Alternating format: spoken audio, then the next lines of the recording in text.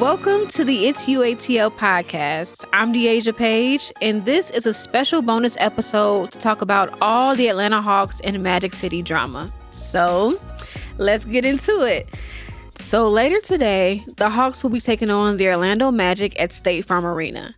And the game was supposed to be a partnership event with the infamous Atlanta strip club, the one and only Magic City. The event was set to feature a TI performance, a live taping of the Hawks podcast, Hawks AF, hosted by DC Young Fly, wings from Magic City Kitchen, and limited edition merch. But last minute, the NBA called for the event to be canceled. So the AJC has been following this Hawks and Magic City fiasco very closely, from the initial announcement to San Antonio Spurs player Luke Cornett publishing an opinion piece calling for it to be canceled and the NBA eventually canceling it altogether. So to help us unpack why the league made that decision and whether the reasoning really holds up or even makes any sense, we're joined by Kialana Glover, aka Diamond, a well-known former Magic City dancer. And these days, Diamond is studying to become a nurse, and she also runs her own business called Tiny VIP Care. So, Diamond, thank you so much for joining me today. No problem. Thanks for having me. Of course. So how are you feeling? I'm feeling great. So tell me about your experience at Magic City. When were you dancing there? So I've been at Magic City, I feel like half my life, majority of my life. I started there when I was 18 years old, when I was legal. So this would have been, 2006? Yeah. And then I stopped in about 2 years ago. Oh, wow. I didn't know it had been that recent. Yeah. Okay. So tell me, your experience, dancing at Magic City. I used to work in Ohio, and I worked in a small club there, but I was like the biggest thing. And I was not able, it was my introduction to all the attention. And I was the number one girl there, and a customer came to me and was like, yo, you need to go to Magic City in Atlanta. They're throwing a lot of money there. Get there. And so I went there, and it was my first day going into there. I saw Usher. I was like, yo, this is crazy. I'm all the way from Ohio to see somebody like Usher in there. And you could walk up to him. It wasn't anybody protect, it was just crazy. It felt like you were at a barbecue. And there were celebrities, but it was that open and welcoming. Sort of like a family affair, almost. Absolutely. Okay. Gotcha. And what would you say, the club means to Atlanta, its impact in Atlanta culture?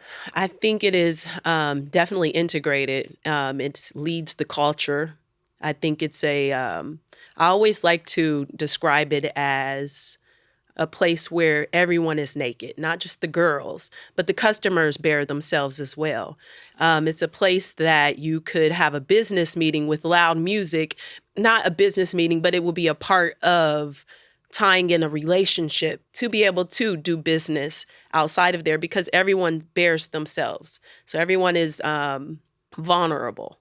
Not just the girls. Yeah. And you had been there for such a long time. What made you, leave just two years ago? So I was there. It was very addictive. I come from the suburbs. I have a little bit different lifestyle that most girls don't go that way. However, this thing inside of me where I wanted to complete other things in life. I wanted to go back to school. My parents were big on that. So it was a lot of things that I felt like Magic City, I could not focus on having a life outside of the club while I was still inside of the club. What brought you into the world, stripping when you were back in Ohio? So I had 2 kids. As a teenager, I was a teenage mom. My parents were like, nah, we're not taking care of you anymore. We ask you to go a different way in life, and which I understood. And so I was on my own, and it was survival. I had to survive. Left the kid's father early and moved to Atlanta, and I had to figure out a way to make money. And I came from a good background where my parents, I didn't need or want for anything. And that was the first time that I had ever struggled in life. And I was like, yo, I got to figure this out. I didn't want to go to school at the time. Everything my parents wanted me to do, I did not want to do. So I ended up finding my way. A friend invited me to a party to do a private party. And I always knew I had a cute body. And I was able to sell that body and I could dance and I knew how to move it. So the cool part about Magic City is that I was the number one girl the whole time I was there pretty much. Of course, I had to come behind a lot of bad chicks. They were like amazing. They taught me the game and they were number one at their time. And then when I came in, I wasn't ashamed of who I was and what I was doing at a time where, magic and just being a dancer was shunned upon. And a lot of people thought that, it came with, prostitution and other things like that. But yeah, I think that's in every business. But I was a girl that came in and was like, this is what I do. I don't do anything else. And this is what I'm good at. And I want to brand myself in this. So when a lot of girls weren't wanting to brand themselves, I was still branding myself. So it kind of opened the door of like different possibilities for you. Absolutely. Developed a lot of great long-lasting relationships with important people. And so it really helped me out in life. Yeah. So when the Hawks announced this promotional night with Magic City, what was your immediate reaction? I wasn't surprised. Again, I've been branding myself at a time when Magic was like no pictures in the club. I was still trying to do things to let everyone know, hey, this is what I do and I'm the number one girl. So for me, I saw the future of Magic City when a lot of people were like, you can't take pictures, you can't put it on social media. I don't want people to know this is what I do. I'm like, yo, we're big. And we need to be like, the world needs to know about us. What was it about Magic City that made you, kind of foresee its future and wanted people to know more about it through like taking clips on, social media and posting them and stuff and branding yourself? Because Magic City is not what everyone thought strip clubs were. So everyone thought it was like a brothel house or like, a lot of prostitution and things like that going on. Magic City was clean. It was like the girls were glorified. You sit on a higher platform of a stage, the lights, the music is perfect. We're truly selling a fantasy in there. And that's what I think separates Magic City from a lot of other clubs or a lot of the stigma that comes behind it. So when you saw, the Hawks partnering with Magic City, you thought it just, made sense. Yeah, I was like, this is dope. This is big and this is what we deserve after being so low key for so many years and being such a staple, in our culture in the city of Atlanta. Yeah. The NBA has a storied, history with Magic City. I mean, obviously players would frequent the club from Shaquille O'Neal signing his, $120 million deal with the Lakers at Magic City, and then to like Lou Williams, more recently Lou Williams, sneaking out of the NBA bubble to get some wings. So it's like, I feel like NBA culture and Magic City culture are kind of aligned in a way, especially if you are, in Atlanta. For sure. I pretty much knew a lot of the players because a lot of the NBA players come through Magic City. You even have like the younger players. Like I'm friends with a lot of NBA players just because of it. It's just the introduction to the culture. I feel like they all, like, even when we leave NBA, the Hawks games, most people come to Magic City afterwards. Like, it's right around the corner.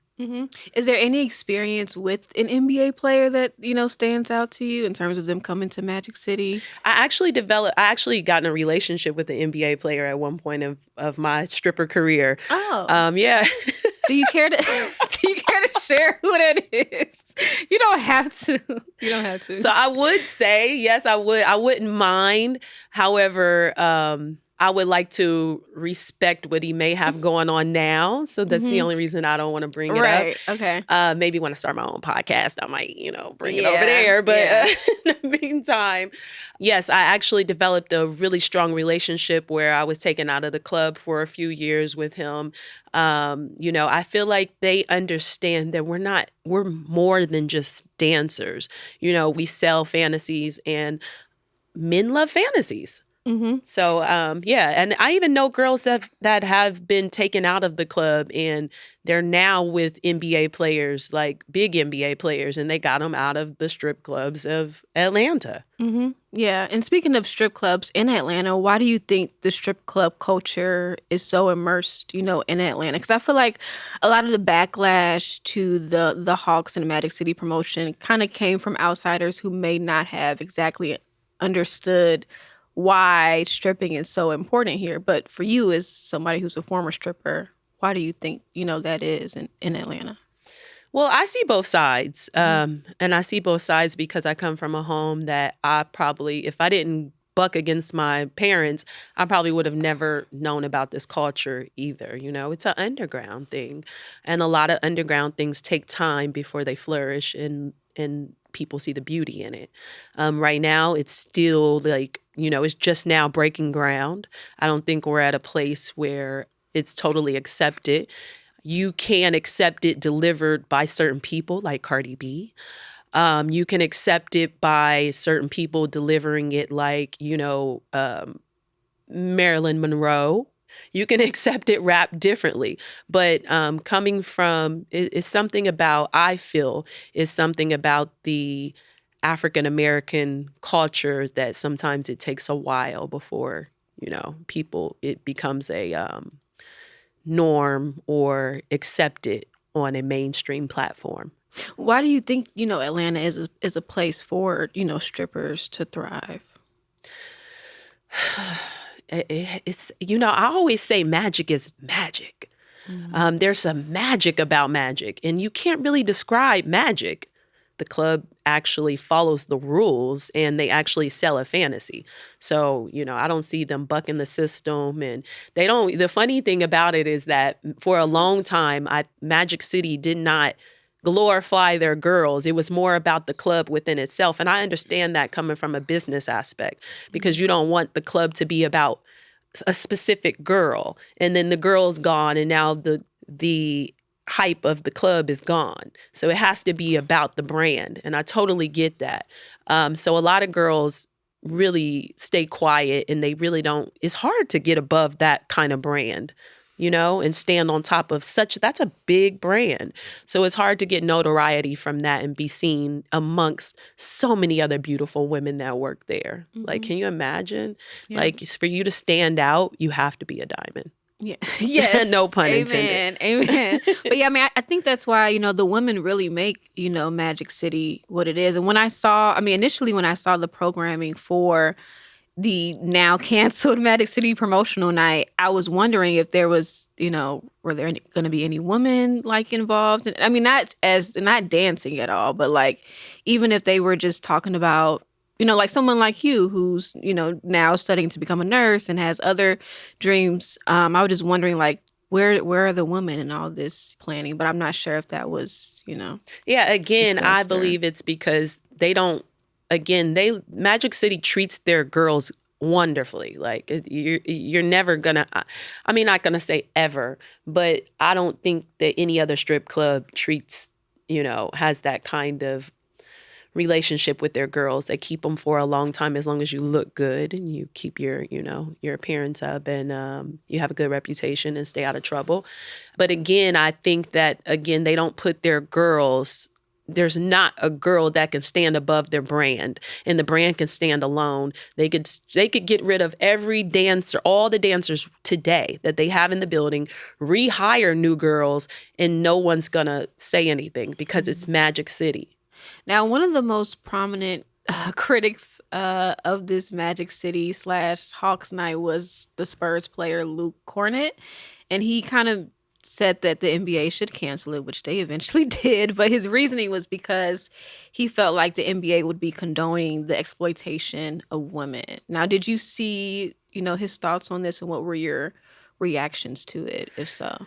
So I did not see it initially, but once I got the call for this interview, I kind of did my own research and I looked on TikTok. I'm a big TikTok girl. Yes. So I looked on TikTok and I saw that Luke, the comment that he made. But I feel that I see both sides. I do see both sides. It wasn't like we were going to have like actual strippers or, at the Right. game, like Right. participating maybe in the seats, Yeah. but not like, out there or shaking anything on the court or anything like that. And we have the Hawks cheerleaders for that. So it wasn't like we needed to do anything, but show up and support. I do understand the collaboration. I understand that aspect as well. I'm a little biased because I do believe in the art of nudity. I do understand the other side too, because I used to take my daughters to the Hawks games, and I can imagine if there was like a collaboration with a strip club and I didn't know about the culture and I was still attached to the old stigmatism of the strip clubs, I probably would judge, like, why would they combine that? I don't want to bring my daughters. I could understand that side, but, again, you have to stand in the same shoes in taking your daughter to a Cardi B concert, other sexual exploitation platforms. You have to be consistent in that. And a lot of times, even TikTok everybody sells sex. Sex has been selling from the beginning of time. So, it's packaged up differently. And I think a lot of people just need to, loosen up and keep it real with your kids. Be the first person to explain things. If you don't tell them, the world is going to tell them. It's in songs, regardless. They sell sex and music. It's always for sale. So I think that people need to be open and be real and be the ones telling their kids what's going on, because Magic City is a big staple in Atlanta, just like the Hawks. I mean, their brands are crazy, like Coca-Cola. Lennox Mall, when you think of Atlanta, you think of certain things and certain brands and businesses that have been around for 30 plus years. And they've been around that long because they are reputable and they're doing something right. So I think that should be, considered as well. Yeah, because people do say that strip clubs are kind of could lead to sexual exploitation and sex trafficking, but that's nothing you've ever experienced, during your time at Magic. Nah, Magic is very commercial, like, yeah, I have been to certain strip clubs that you see, certain illegal things happen possibly, but that was a long time ago. So I'm assuming that people have, since a lot of lawsuits and things have come up, I think a lot of people have cleaned up their clubs and kind of going about it, trying to stay around and have a longevity like Magic. So I think a lot of clubs are, switching it up now. But Magic City is definitely a leader, and I think that again, it's very commercialized strip club. It is nude, lots of nudity, but you see a lot of real performers. People on the poles doing tricks and all types of things like that.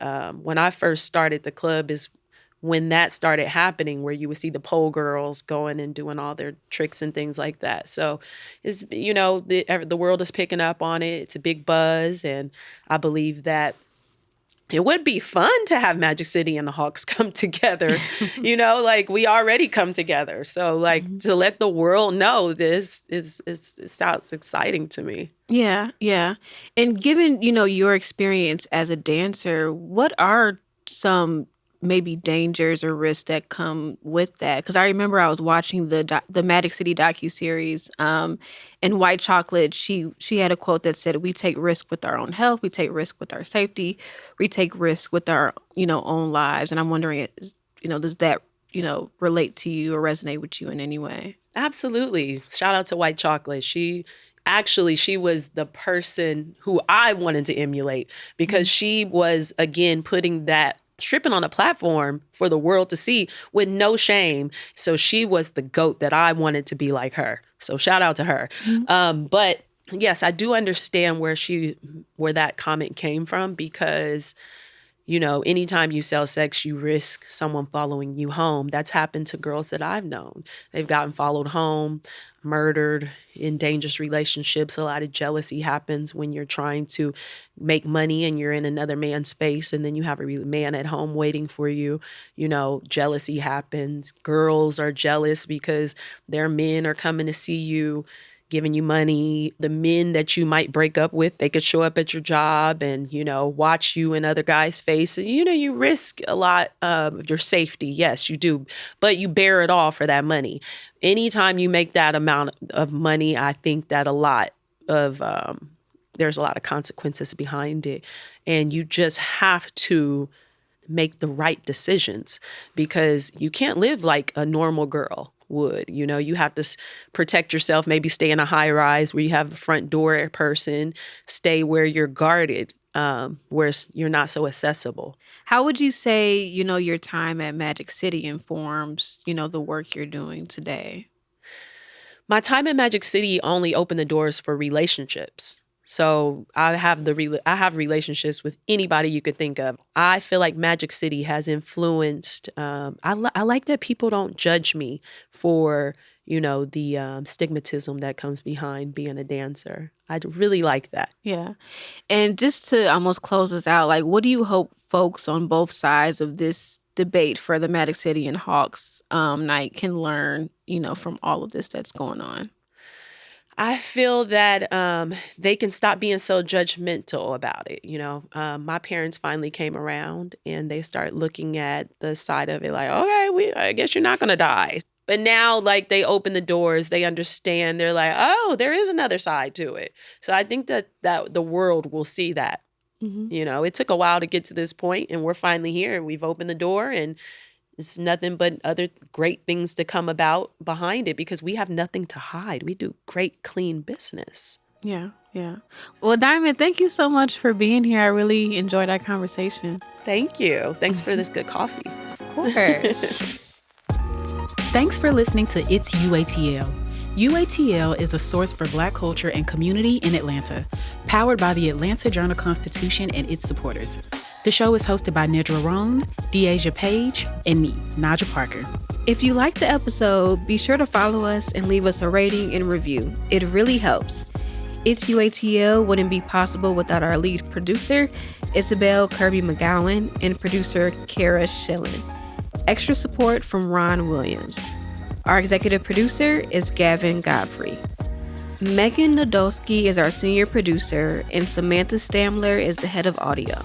Special thanks to Janelle Davis, the managing editor of UATL for the AJC. Want more UATL? Be sure to join the community at uatl.com. See you next week.